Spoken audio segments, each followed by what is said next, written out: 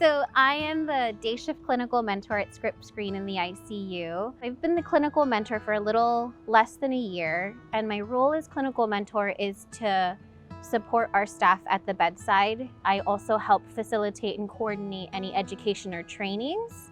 So I kind of am like the catch-all for the unit on day shift.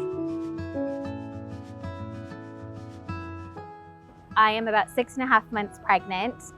This is our first baby. My husband and I, have been hoping and trying and praying for a baby for a few years now. So when we found out we were pregnant, we were thrilled. So we're just very excited, very grateful. Yeah, and that's it. We can't be more excited for our little baby boy. As COVID-19 numbers have been growing, there's been a growing concern for my safety and the safety of our baby. So about 2.5 weeks ago, our leadership team made the decision to pull me from the bedside and to provide me with a different means to be able to support our staff. And what I really wanted to do was to be able to do my part, because if I can't be at the bedside with them, helping them, providing patient care, I wanted to be able to support them in whatever way that I could that was safe for me and baby. I think we had our first patient and we were going to flip him on his belly. And so we were gathering everyone together. We hadn't gone through the trainings yet, so we were going off of the standard work. And I just felt so terrible that I couldn't be there to help them and to walk them through it.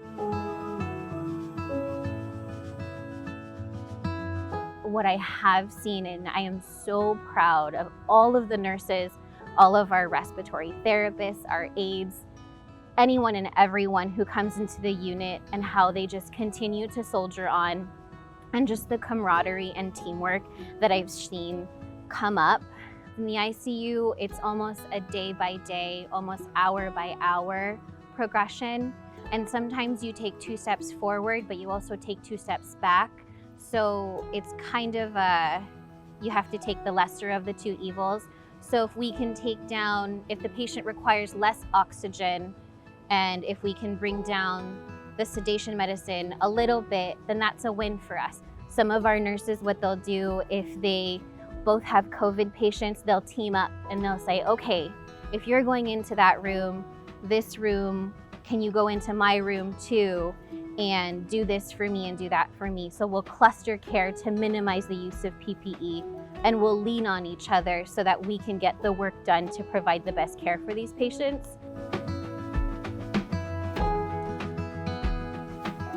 My hope for my little boy is that he grows to be healthy, strong, and that he's safe.